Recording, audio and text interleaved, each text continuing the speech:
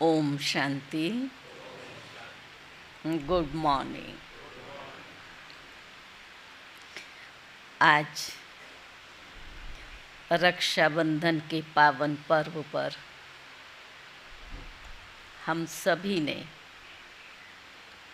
खूब प्रेम पूर्वक दिल की भावनाओं के साथ बाप दादा को भोग भी स्वीकार कराया, तो साथ साथ जो अब तक भक्ति मार्ग में गाते आए कि वो हमारा माता पिता बंधु सखा सब कुछ है, लेकिन उन संबंधों की अनुभूति करने का केवल संगम युग है। तो विशेष निराकार बाबा कैसे हर संबंध को निराकार रूप में भी निभाता है, तो साकार ब्रह्मा के माध्यम से भी उन सभी संबंधों की भासना और रचना देता है। तो बाबा को दिल से शुभ संकल्पों की कि आपका जो संकल्प है और हमारा संकल्प है कि हम जल्दी से जल्दी बाप समान बन कर के घर चलें, इस संकल्प को बाबा के सामने रखा। उसको संकल्प कहो, राखी कहो।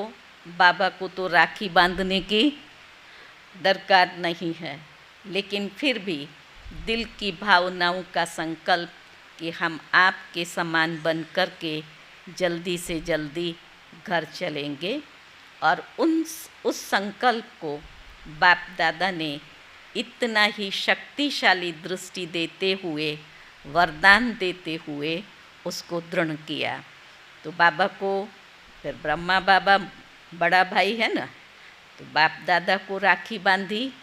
और आप सब भी बाबा के पास ऐसे जैसे बाबा के हाथों में बाहों में समाये हुए, और बाबा एक एक को बहुत शक्तिशाली दृष्टि दे रहा था।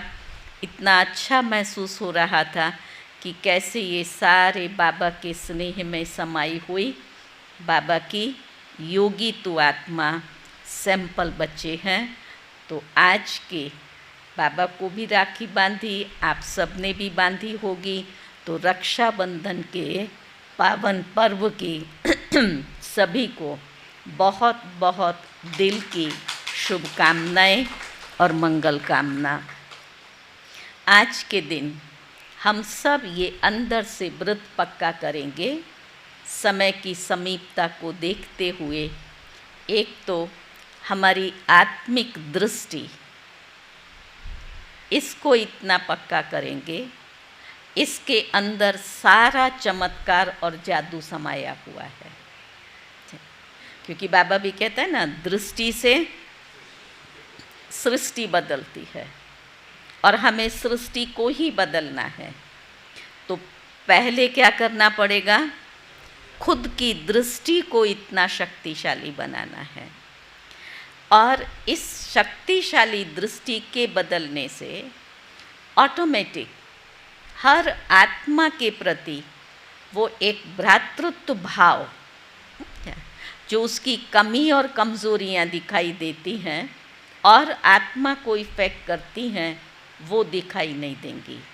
वो दिखाई ना देना ही सृष्टि परिवर्तन है। तो सबसे पहले हमें अपने अंदर की सृष्टि को बदलना है, और जब अंदर की सृष्टि बदल जाएगी तो ऑटोमेटिक बाहर की सृष्टि पर भी हमारे वो पवित्र वाइब्रेशंस जो उनकी दृष्टि और वृत्ति को परिवर्तन करेंगे। तो एक आत्मिक दृष्टि का संकल्प। दूसरा, हमारे जो अभी ये पुराने स्वभाव संस्कार हैं और ऐसे संस्कार जो घड़ी घड़ी वार करते हैं, जो हमारी शक्ति को जमा नहीं होने देते हैं। इंडिविजुअल हर एक अपने आप को बाबा के सामने रख कर के उस कमज़ोरी की राखी बाबा को बांधेगा, और बदले में बाबा से वो समर्थी का वरदान लेंगे। जो भी कमज़ोर संस्कार है, बार बार वार करता है और हमारी हार होती है, तो बाबा के सामने अपने दिल को खुला करके कि बाबा ये मेरी कमज़ोरी है, आज मैं दिल से इसको अर्पण करता हूँ, और रिटर्न में बाबा से वो शक्ति का, समर्थी का वरदान लेंगे। ये है हमारा पवित्रता का बंधन। तो ये जो सूक्ष्म अपवित्रताएं आत्मा को बार बार डिग्रेड करती हैं पुरुषार्थ करते हुए भी, तो इस वर्ष में हम अपने आप को उससे मुक्त होने का संकल्प बाबा को देंगे और मुक्त होकर के संपूर्ण बाप समान बन कर के सेवाएं करेंगे। तो आज बाबा ने मुरली में भी वही कहा है। 19 तारीख के बाबा के महावाक्य हैं, मुरली का सार है, मीठे बच्चे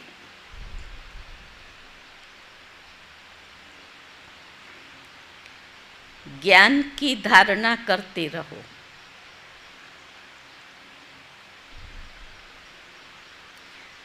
तो अंत में तुम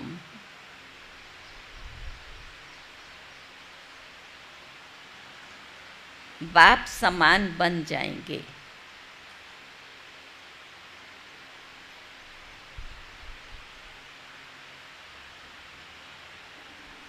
बाप की सारी ताकत तुम हजम कर लेंगे।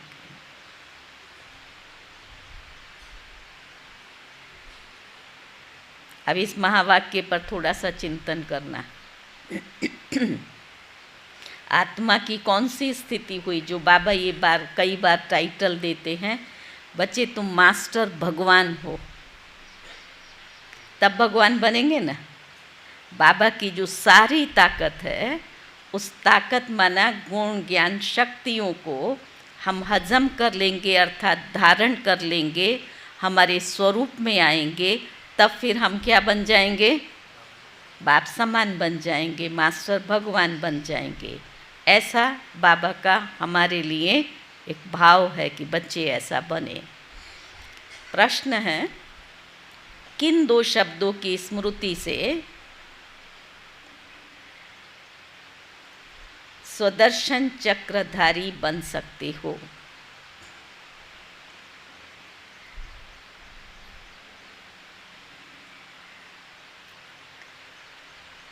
वो 2 शब्द बाबा ने सुनाए, उत्थान और पतन,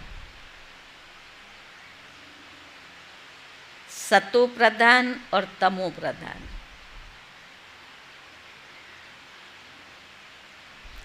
शिवालय और वैश्यालय।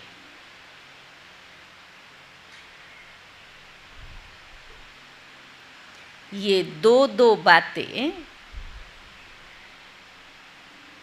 स्मृति में रहें तो तुम स्वदर्शन चक्रधारी बन जाएंगे।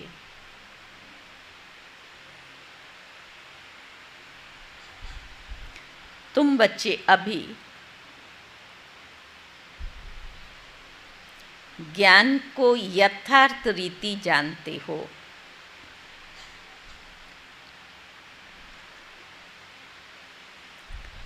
भक्ति में ज्ञान नहीं है,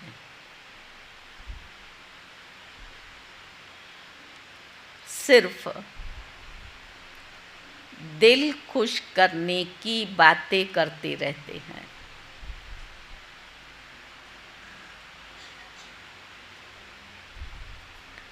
भक्ति मार्ग है ही दिल खुश करने का मार्ग।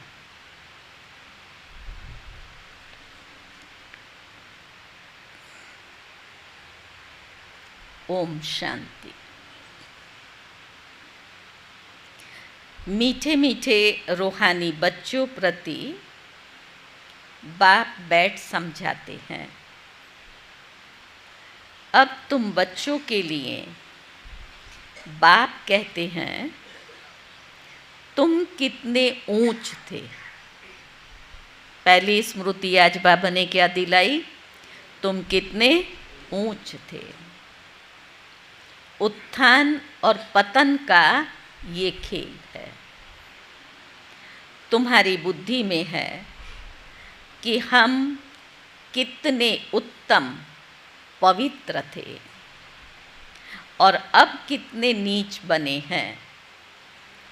देवी देवताओं के आगे तुम ही जा कर के कहते हो आप ऊंच हो और हम नीच हैं। पहले पहले ये पता नहीं था कि हम ही ऊंच थे ऊंच और फिर हम ही नीच बनते हैं। अपने को नीच तो समझा, पर हम ऊंच थे वो नहीं जानते थे। अभी बाप तुमको बताते हैं, मीठे मीठे बच्चे, तुम कितने पवित्र थे, फिर कितने अपवित्र बन गए हो। पवित्र को ऊंच कहा जाता है, उसको कहा ही जाता है वाइसलेस वर्ल्ड। वहाँ तुम्हारा राज्य था जो फिर अब स्थापन हो रहा है। तो बाबा ने कहा, बाप सिर्फ इशारा देते हैं कि तुम बहुत उत्तम शिवालय सतयुग के निवासी थे, फिर जन्म लेते लेते आधा में तुम विकार में गिरे, तब पतित और विषयस बने। आधा कल्प विषयस रहे, अब फिर तुमको वाइसलेस सतो प्रधान बनना है। 2 अक्षर याद करना है। अभी ये है तमो प्रधान दुनिया। सतो प्रधान दुनिया की निशानी कौन सी है? ये लक्ष्मी नारायण है। 5000 वर्ष की बात है। सतो प्रधान भारत में इन्हों का राज्य था। भारत बहुत उत्तम था, अभी कनिष्ठ है। वाइसलेस से विशस बनने में कितना समय लगा महेश भाई? वाइसलेस से विशस बनने में कितना समय लगा? तो बाबा कहते हैं तुमको 84 जन्म लगे। भल वहाँ थोड़ी थोड़ी कला कमती होती जाती है, परंतु फिर भी कहेंगे संपूर्ण निर्विकारी। या विकार नहीं आए, कला थोड़ी कम हुई, इसलिए कहेंगे संपूर्ण निर्विकारी। क्योंकि बाबा कहता है ना, पहले जन्म से ही कम होना शुरू हो जाता है। एकदम संपूर्ण निर्विकारी श्री कृष्ण को कहेंगे। वो गोरा था, वही अब सांवरा बना है। यहाँ तुम बैठे हो तो बुद्धि में रहना चाहिए, हम शिवालय में विश्व के मालिक थे। सुना, यहाँ बैठे हुए हो, बैठे बैठे तुमको बुद्धि में क्या रहना चाहिए? हम शिवालय में विश्व के मालिक थे। आप 1 मिनट के लिए जरा इस संकल्प को इमर्ज तो करो। शिवालय में चले जाओ सतयुग में, और वहाँ पर हम कौन हैं? मैं विश्व महाराजन हूँ। कौन सी स्थिति होगी? हम ये थे। तो बाबा ने कहा वहाँ दूसरा कोई धर्म ही नहीं था, सिर्फ हमारा ही राज्य था।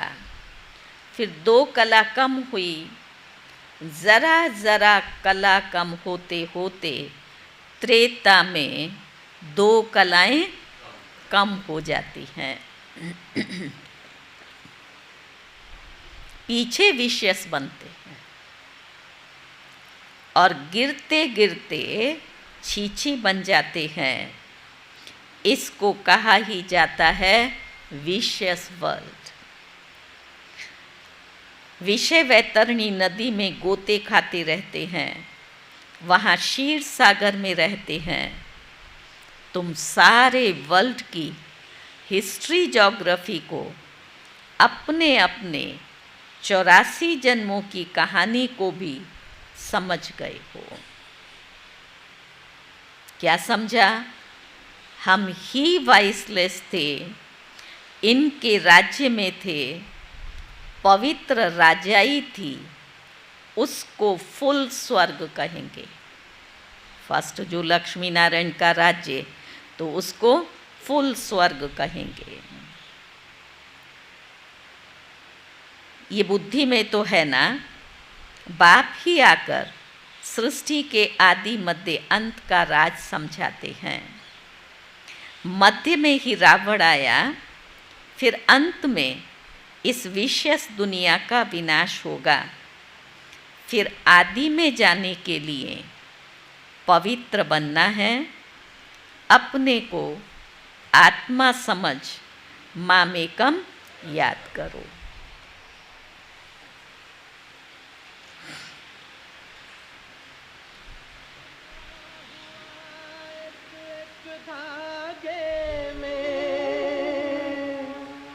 भाई बहन का प्यार, राखी धागों का त्योहार, राखी धागों का त्योहार। बंधा हुआ एक एक धागे में भाई बहन का प्यार, राखी धागों का त्योहार, राखी धागों का त्योहार।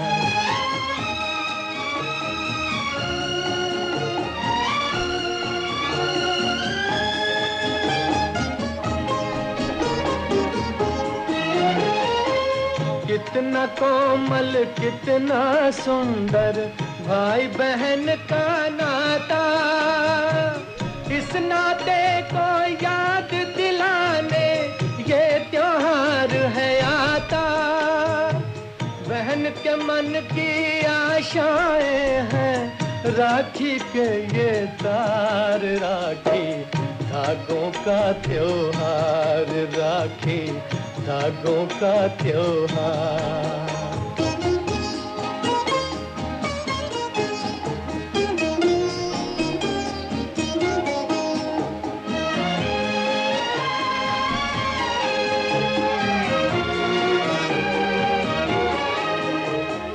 बहन कहे मेरे वीर तुझे ना बुरी नजरिया लागे, मेरे राजा भैया तुझको मेरी उमरिया लागे। धनु पर आया फिर भी मिलूंगी साल में तो एक बार, राखी धागों का त्योहार, राखी धागों का त्योहार।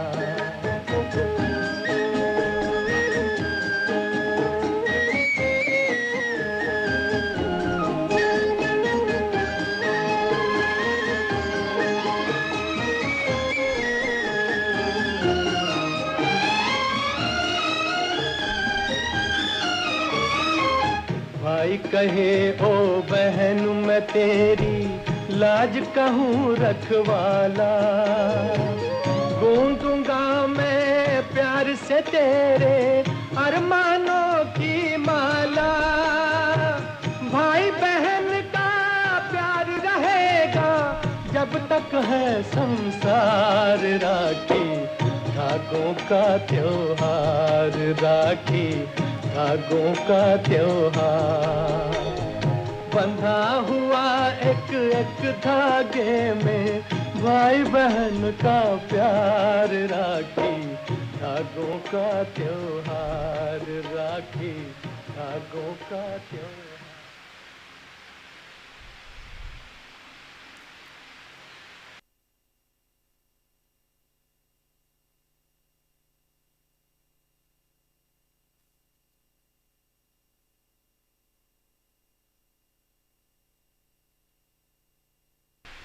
ओम शांति।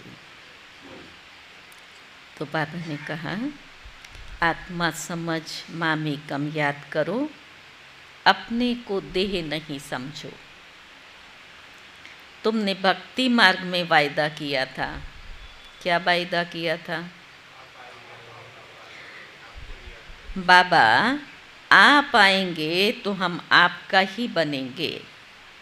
आत्मा ये बाप से बातें करती है। श्री कृष्ण कोई सर्व आत्माओं का बाप थोड़ा ही है। आत्माओं का बाप तो निराकार शिव बाबा एक ही है। उस हद के बाप से हद का वर्षा, बेहद के बाप से बेहद का वर्षा भारत को मिलता है। इसलिए सतयुग को कहा जाता है शिवालय।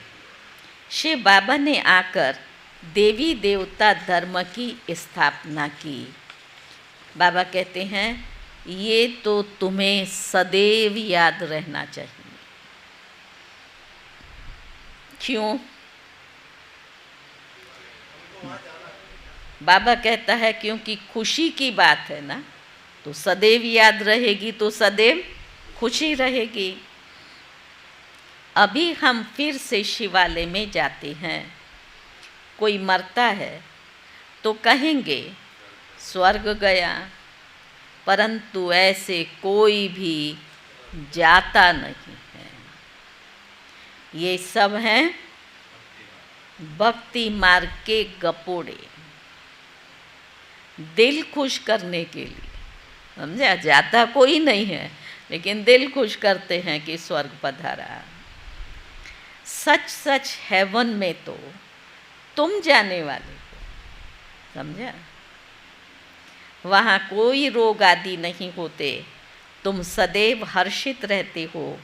तो बाप कितना सहज करके छोटे छोटे बच्चों को जैसे बैठ समझाते हैं, ऐसे बाबा हमें समझा रहा है।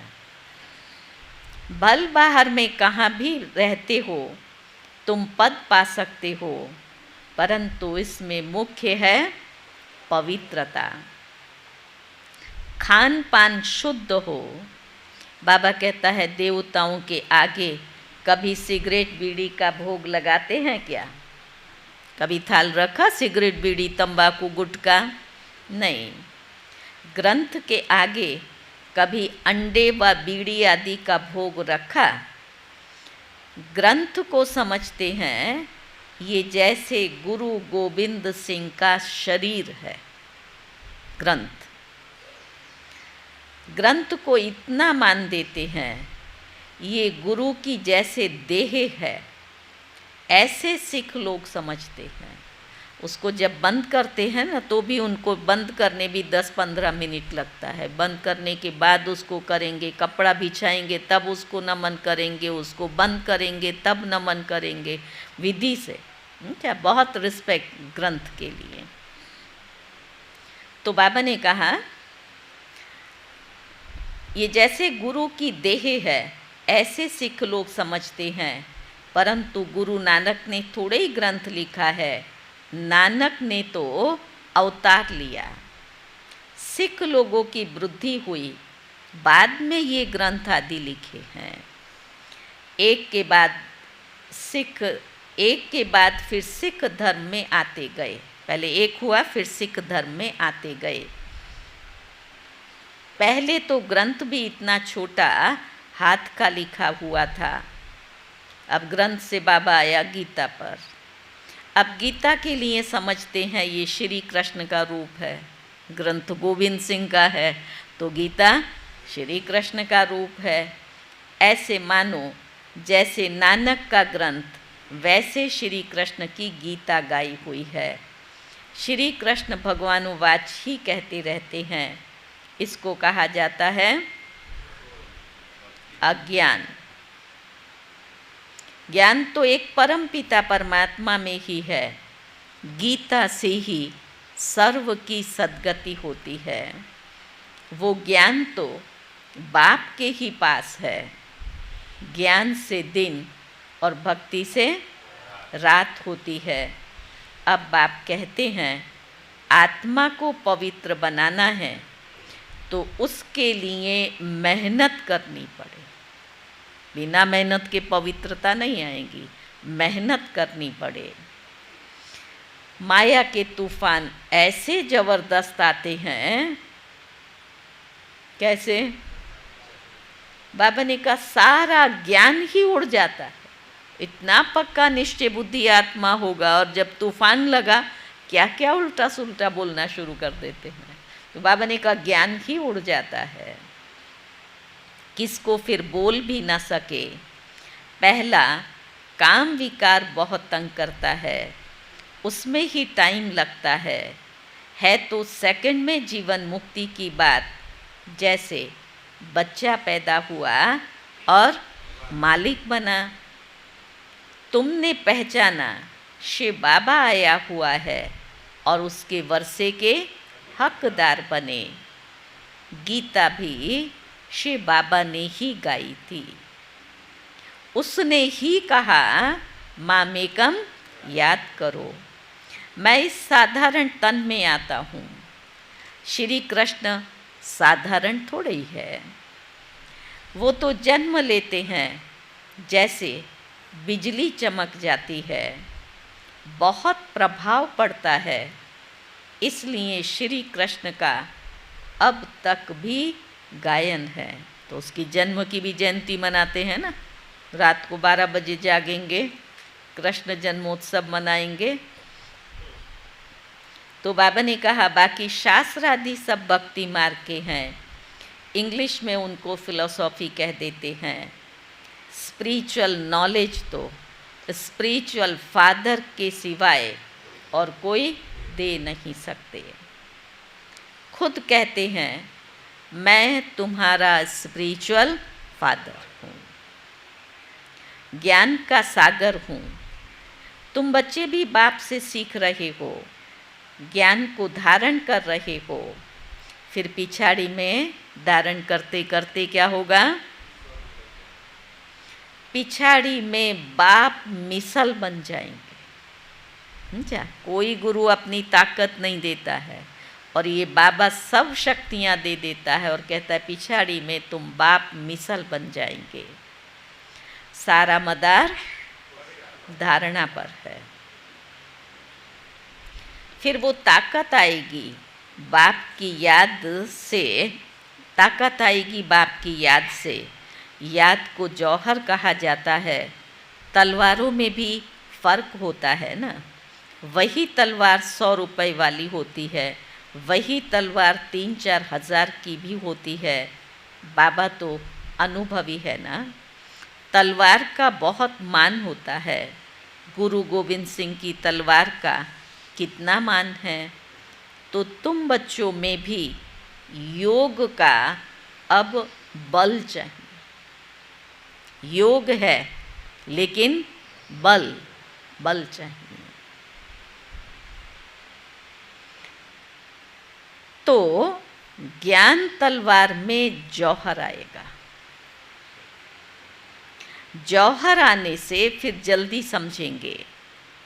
ड्रामा अनुसार तुम मेहनत करते रहते हो, जितना बाप को याद करते हो, याद से ही पाप कटेंगे।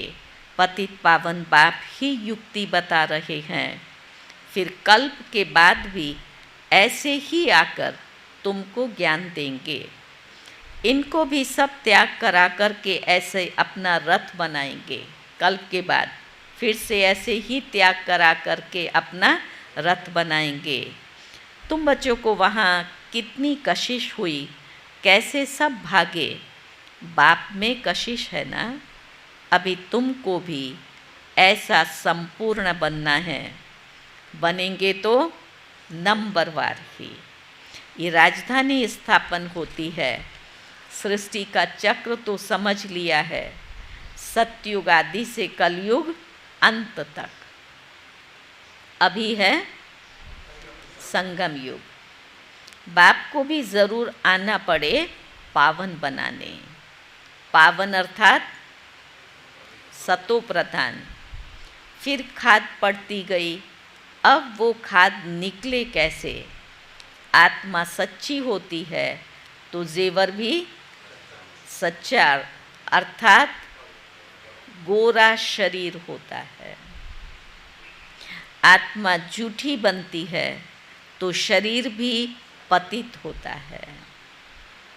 ज्ञान के पहले तो ये भी नमन वंदन करते थे। ब्रह्मा बाबा, लक्ष्मी नारायण का बड़ा चित्र ऑयल पेंट का गद्दी पर लगा रहता था। उनको ही बहुत प्यार से याद करते रहते थे। बैठा बैठा बाबा उनको देखता था, जैसे उनसे बातें करता, प्यार से बातें करते थे। बाहर और तरफ ख्यालात जाता था तो फिर अपने को चमाट मारते थे। मन क्यों भागता है? अच्छा, बाबा ने अब पहले अज्ञान काल में पुरुषार्थ किया है। मन क्यों भागता है? दर्शन क्यों नहीं मिलता है? भक्ति में था ना। फिर जब विष्णु का दर्शन हुआ तो भी कोई नारायण थोड़े ही हो गया। साक्षात्कार कर लिया विष्णु चतुर्भुज का तो नारायण थोड़े ही बना। नारायण बनने के लिए तो इतना पुरुषार्थ करना पड़े ना।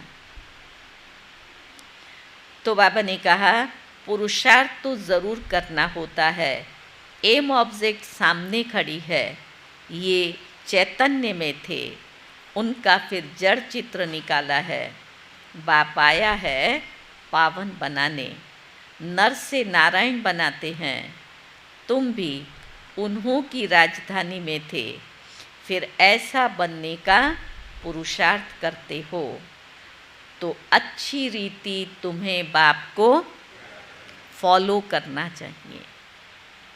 ब्रह्मा को देवता थोड़े ही कहेंगे। विष्णु देवता ठीक है, मनुष्यों को तो कुछ भी पता नहीं है। कहते हैं गुरु ब्रह्मा गुरु विष्णु। अब विष्णु गुरु किसका हुआ? सबको गुरु कहते रहते हैं। शिव परमात्मा नमः, उनको गुरु और उनको परमात्मा कहते हैं। तो सबसे बड़ा तो बाप हुआ ना, गुरुओं से भी बड़ा तो परमात्मा बाप हुआ ना। उनसे हम सीख रहे हैं। ब्रह्मा विष्णु गुरु जिनको कहते हैं, जिसको शिव परमात्मा नमः का, उस सबसे बड़े ते बड़े बाप से हम सीख रहे हैं। तो बाबा ने कहा औरों को सिखलाने के लिए सतगुरु जो तुमको समझाते हैं वो तुम औरों को समझाते हो। गुरु को ऐसे नहीं कहेंगे कि ये बाप है, ये टीचर है, नहीं। तो ये सारी नॉलेज तुम्हारी बुद्धि में होनी चाहिए। हम शिवालय में थे, अभी वैश्यालय में पड़े हैं, अब फिर शिवालय में जाना है। भल कहते हैं ब्रह्म में लीन हो गया, ज्योति ज्योत समाया, परंतु आत्मा तो अविनाशी है। हर एक में अपना अपना पार्ट भरा हुआ है। सब एक्टर्स हैं, उनको अपना पार्ट बजाना ही है। जैसे कि नए सिर शूटिंग होती जाती है, परंतु ये अनादि शूटिंग हुई पड़ी है, रिपीट होती है। ये वर्ल्ड की हिस्ट्री ज्योग्राफी रिपीट होती है। ये वंडरफुल सितारा है जो भ्रकुटी के बीच में चमकता है, कभी घिसता ही नहीं। ये ज्ञान तुम्हारे में आगे नहीं था। वंडर ऑफ वर्ल्ड, हेवन अथवा स्वर्ग नाम सुन करके, हेवन अथवा स्वर्ग का नाम सुन करके माताएं खुश होना चाहिए। इसको खुशी कहेंगे। हाँ, दिल खिल जाता है। अभी खिला। तो बाबा ने कहा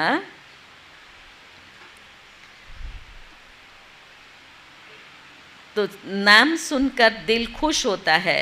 अभी तो सतयुग है नहीं, अभी है कलयुग, तो पुनर्जन्म भी कलयुग में ही लेंगे। जानना तो सबको ज़रूर है, परंतु पतित आत्माएं जान ना सकें। अभी तुम पावन बनते हो योग बल से। पावन दुनिया गॉडफादर ने ही स्थापन की, फिर रावण उसको नर्क बनाते हैं, ये तो प्रत्यक्ष है ना। तब तो रावण को जलाते हैं, उसने नर्क बनाया इसलिए उनको जलाते हैं। मनुष्य कहते हैं ये अनादि चला आता है, परंतु कब से शुरू होता है ये किसको पता नहीं है। आधा आधा तो कर न सकें, क्योंकि लाखों वर्ष कह देते हैं, कलयुग को फिर 40,000 वर्ष कह देते हैं। तो मनुष्य घोर अंधियारे में है ना। पावन बनने की युक्ति बताते हैं, तुम पावन होंगे तो पावन दुनिया स्थापन हो जाएगी, ये पतित दुनिया ही खलास हो जाएगी। अभी कितनी बड़ी दुनिया है, सतयुग में तो बहुत छोटी दुनिया होगी। अब माया पर जीत पाकर तुम्हें पावन ज़रूर बनना है। बाप कहते हैं माया बड़ी दुस्तर है, पावन बनने में ही अनेक प्रकार के विघ्न डालती है। पवित्र बनने की हिम्मत रखते हैं, फिर माया आकर के क्या हाल कर देती है, घूंसा लगा करके गिरा देती है, फिर की कमाई चट हो जाती है। फिर बहुत मेहनत करनी पड़ती है, जो चढ़ कर के गिरा है उसको बहुत मेहनत करनी पड़ती है। कोई तो गिरते हैं फिर मुंह भी नहीं दिखाते, वो फिर इतना ऊंच पद भी पा नहीं सकते।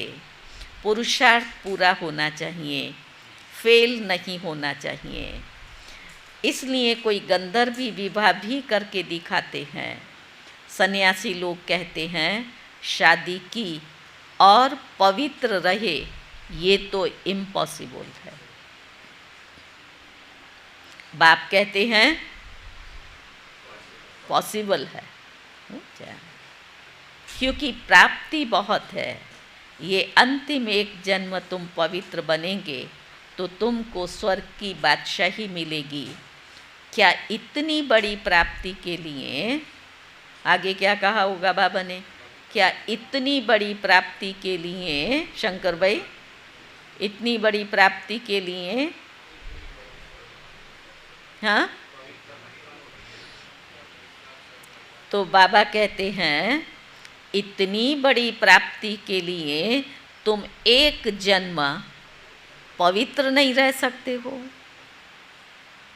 कहते हैं बाबा हम ज़रूर रहेंगे, है ना आप सबका जवाब, बाबा हम ज़रूर रहेंगे। सिख लोग भी पवित्रता का कंगन डालते हैं, यहाँ कोई धागा आदि बांधने की दरकार नहीं, ये तो बुद्धि की बात है। बाप कहते हैं मामी कम याद करो। बच्चियाँ बहुतों को सुनाती हैं, परंतु बड़े आदमियों की बुद्धि में बैठता थोड़ी है। बाप कहते हैं पहले उनको अच्छी रीति समझाओ, ये सब प्रजापिता ब्रह्मा की औलाद हैं। शिव बाबा से वर्षा मिल रहा है, पतित से पावन बनना है। अब बाप कहते हैं मामेकम याद करो।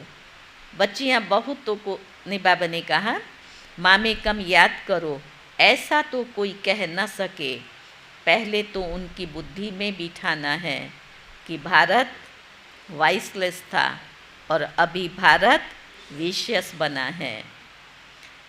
फिर वाइसलेस कैसे बनेगा, कैसे बनेगा जयंती भाई, कैसे बनेगा? भगवानुवाच मामेकम याद करो।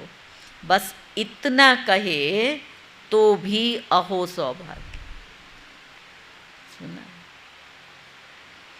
परंतु इतना भी कह नहीं सकेंगे, भूल जाएंगे।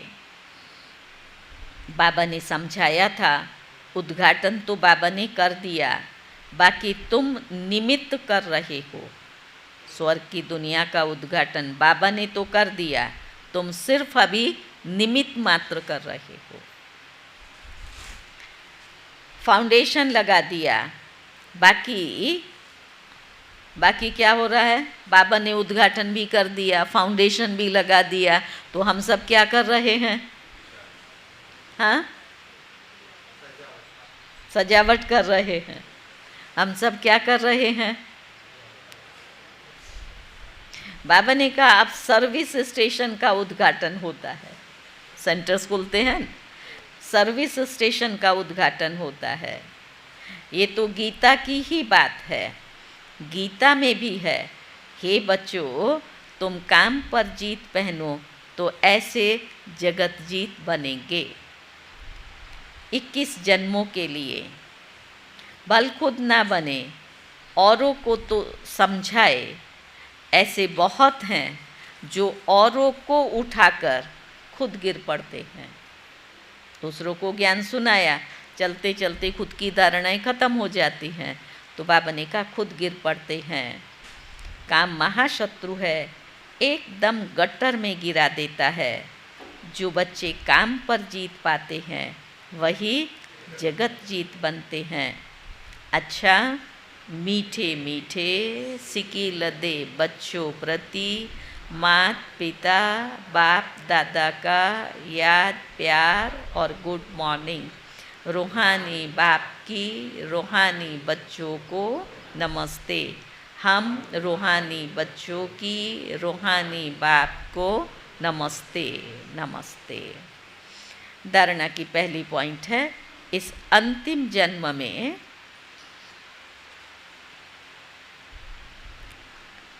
सर्व प्राप्तियों को सामने रख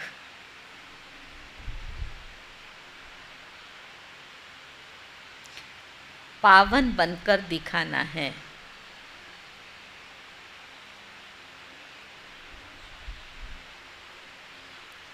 माया के विघ्नों से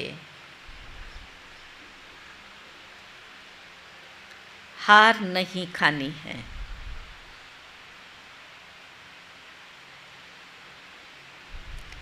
दूसरा पॉइंट है, एम ऑब्जेक्ट को सामने रख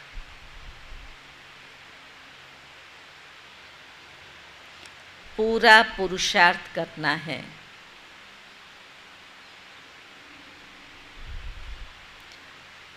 जैसे ब्रह्मा बाप पुरुषार्थ कर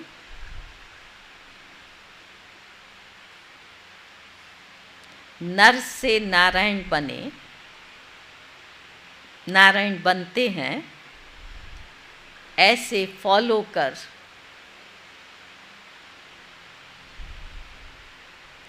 गद्दी नशीन बनना है।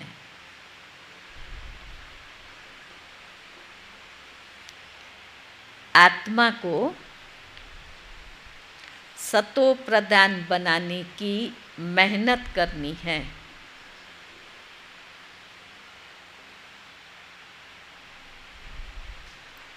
वरदान है, अधिकारी बन समस्याओं को खेल खेल में पार करने वाले हीरो पार्टधारी भव।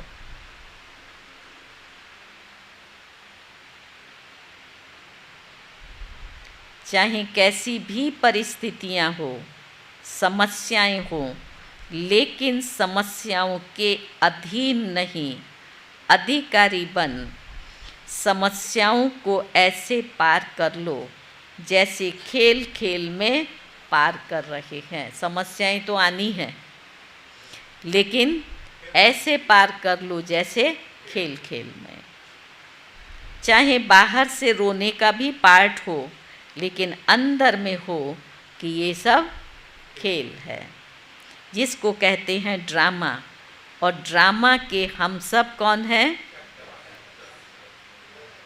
हीरो पार्टधारी हैं। एक्टर तो सब हैं, हम हीरो पार्टधारी हैं।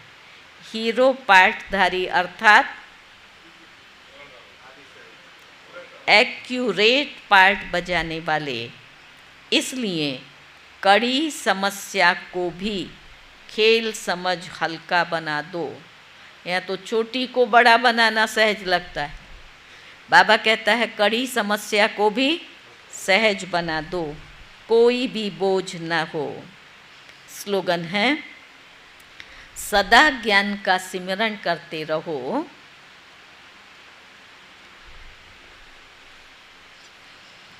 तो सदा हर्षित रहेंगे। माया के आकर्षण से बच जाएंगे।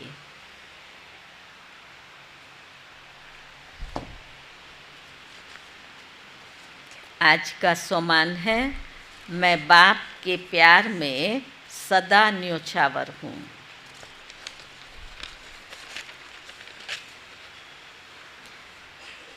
आज का अव्यक्त इशारा है, इसलिए यादगार में भी विजय माला गाई और पूजी जाती है। नहीं, पवित्रता की सच्ची राखी बांधना अर्थात संकल्प रूप से भी पांचों विकारों पर विजयी बनना। व्यर्थ संकल्प क्रोध भी पैदा करता है, तो काम अर्थात किसी आत्मा के प्रति अगर व्यर्थ दृष्टि जाती है तो उस समय पवित्रता नहीं मानी जाएगी। तो सभी व्यर्थ संकल्प बाप के प्यार के पीछे क्या करो, न्योछावर कर दो, तब विजयी माला का मणका बनेंगे। ओम शांति।